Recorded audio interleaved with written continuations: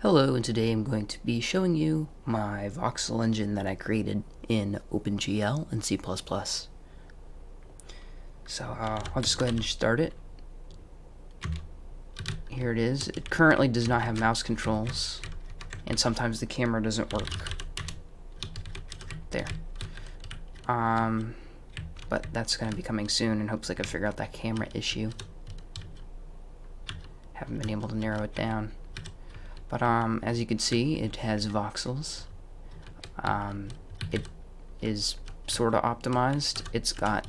It doesn't draw unnecessary faces, as you can see.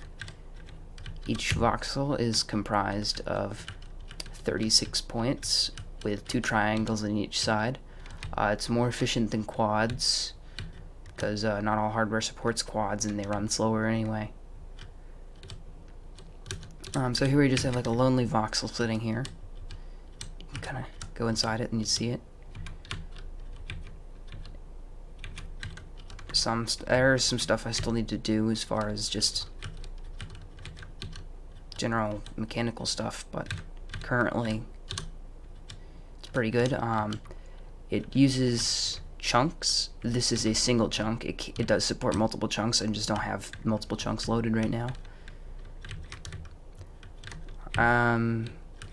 So that's how it works. I plan on kind of giving it, make it very modular, so you can have like different things for each part. And I'm also going to add textured voxels, so that way it's not just one color. So, yeah, I guess we'll go over the code real quick. It's kind of messy, but I made it in 2 days, so we'll see how everything works. And this is the first thing I ever really made in OpenGL too, so it's probably not that good. It runs really fast though. So let's go ahead and skip over to the code. So here's our main function, which I'm going to eventually abstract out into something else. So here we just do like normal stuff, like make our window, everything like that. And here's our camera stuff, which is just normal OpenGL boilerplate things. So here's where the actual voxel engine comes into place. We've got the world class, manages and renders chunks, and then chunks are a 16. Currently they're 16 by 16, but you can make them whatever size you want. So what you do is you make a chunk, because you can't place blocks in a chunk that doesn't exist due to how the system works. So you gotta make a chunk before you can put blocks in it. And then you can simply just do world.setVoxelType and set it as something. And if you set it as, currently there aren't multiple types, they're just solid and not solid. If you set it as 0, the voxel gets removed, so that's like there's nothing there. So then what you do is once you have all your voxels set, you update all the VBOs so that way it rebuilds all your vertices. And in your loop, you've got to draw the world with your view matrix and your projection matrix, so that way you can actually have it so you can see things correctly. And I think somewhere in here is where the problem's occurring with the camera, but I'm not sure. I have to run make multiple times to get the camera to work. It's really weird. So anyway, let's go over to the world class and we'll see that. So here's like just the class and here's all the functions. But more interesting is the actual source file. So you whenever you have the world, you just load the shaders first.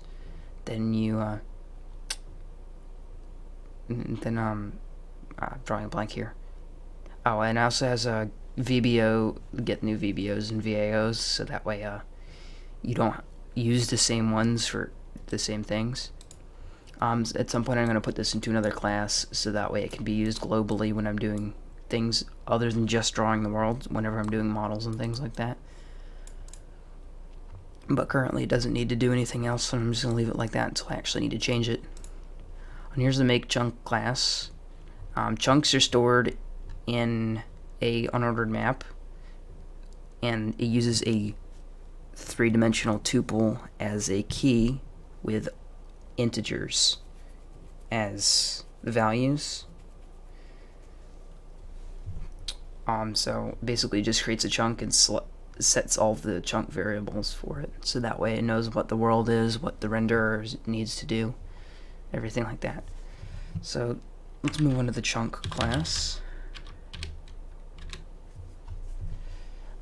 You got voxels are stored in another unordered map with the same thing as the chunks. It has a tuple, a three-dimensional tuple, but it uses unsigned integers as opposed to signed, because you never have negative in a chunk, because it always goes from 0, 0 to 15, 15, or 0, 0, 0 to 15, 15, 15 as the maximum and the minimum.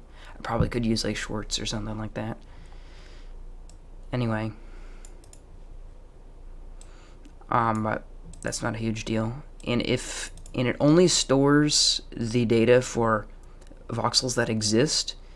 It goes through, and if the voxel does not actually exist, it just doesn't create it. So you only store solid voxels whenever you set the voxel type. If you set it as 0, it just removes the data. So anyway, let's go to the source file.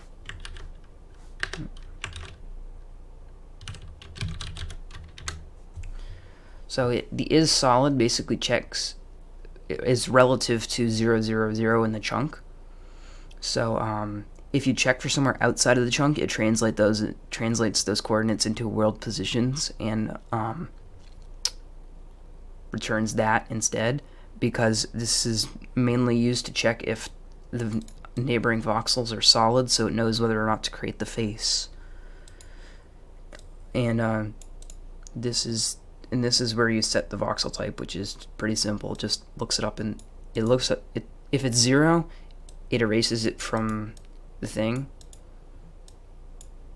and if it's not 0, it just looks it up, and if it's not there, it makes it, which is the square brackets, and sets it.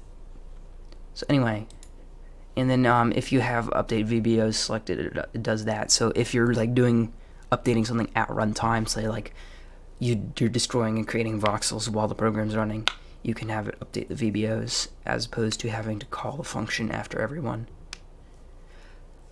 I had a weird problem where I couldn't get it to detect voxels outside of it, and then I realized I was updating the VBOs before I actually set the other voxels.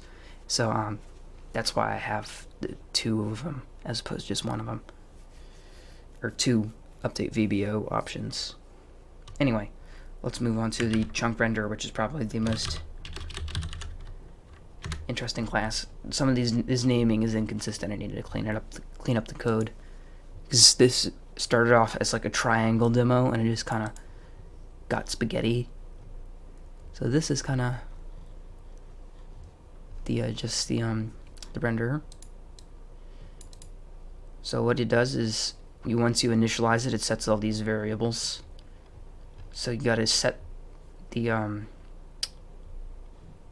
linked world and the linked chunk first before you can initialize it. That's why it's not in the constructor. And then you have to set all the voxels in the chunk, and then you draw, or you use the update VBOs to create the vertices, and then you actually draw it with this. And what the world class does is it just iterates through all the chunks and draws them. And each voxel, or basically each chunk, has 6 VBOs and VAOs, 1 for each face, so that way you can easily do optimizations and normals. So all the left faces of the cubes are stored in 1 VBO, or the right faces are all stored in 1, front faces are all stored in 1. So every front face in the chunk is stored in this, so that way you can use camera angles and use a dot product and detect whether or not you need to draw them at all, but I haven't done that yet, so that's something in the future. Anyway, so you've got your set chunk position there and everything like that, so that way it knows where the chunk is, and it uses a model matrix to set the size. Shaders aren't that interesting. I'm not really going to show those. But for the renderer, this is a pretty long file, I guess, but a lot of it's repetitive. This is your init function. It just sets all the stuff. And then the update VBOs is where it's interesting. It goes through, and for each voxel, it just iterates 0 through chunk size. So it does 4096 since there's 16 by 16 by 16. It's just faster to do that, I think, than just iterating through the table. So it checks if there's a solid chunk there, or if the voxel's solid. And currently I have this, it prints out all the solid voxels for debugging purposes, but I'm probably going to remove that pretty soon because I don't really need it anymore. And so what it does is for each face, it detects if the voxel against it is solid, and if it's not solid, then it draws the face, or it creates the face, but if it is solid, it doesn't. So that's how it works. So it's mostly just repetitive stuff. It's the same things over and over again. But it's not really worth it to compress it into functions because you only save 100 lines of code. And most of this would be pretty hard to automate anyway. Wouldn't really be worth it. It didn't take that long to make in the first place. So if we go back to our main function, we can go ahead and actually do some more voxel setting, just so that way you know it actually works. So let's go ahead and set some voxels. So we do our X. How about we want to set one that's just kind of floating in the air in the very back left corner. So that would just be 0, 3, 0. And then you got to set the type as 1. That's currently what I'm doing. So that's just going to be, once I add multiple types, that'll probably be like, because I'm kind of making a Minecraft clone, as most people want to do, but I want to make it a lot more modular, and I don't really feel like implementing any survival stuff at the moment. So basically just kind of a voxel based game. I don't even know if it's going to have building. So anyway, let's go ahead and make sure it's written, and then we can compile it, and there's our floating voxel there. As you can see, it works. Keyboard controls are still super duper weird, because no matter which way you're going, W, A, S, and D still move it in the same directions. See, I can like rotate while moving forward, and it doesn't actually change the direction. I actually have to press S to go forward when I'm pointing this direction, but I'm gonna probably do that some other time. So you can use page up and page down to move up and down and everything. But yeah, that's pretty much my voxel engine, and also any blocks that are outside of chunks are returned as solid. So that way it's not drawing the sides of blocks that are touching nothing. But if I actually registered the chunk outside of this, you'd also see a line here, and you'd also see the sides of this block, or this voxel. And because then you would be returning empty blocks as opposed to nothing. But that basically means whenever you have a lot of chunks, you're never going to be against up near the edge of a chunk that's not loaded, hopefully. So you shouldn't even see that if in a normal game. So yeah, that's how it works. And my phone just went off. Don't know if that came up with the microphone or not. So I'm gonna go ahead and make sure this is all ready for YouTube. Oh, my desktop wallpaper changed too. Ready for YouTube, and then I'm gonna upload it so that way you can watch it. The code will probably be open source, but I'm trying to decide if I want to use Git or Mercurial, so I'm currently just backing it up on a flash drive. Anyway, I hope you enjoyed, and I'll be probably providing more progress updates on this engine in the future.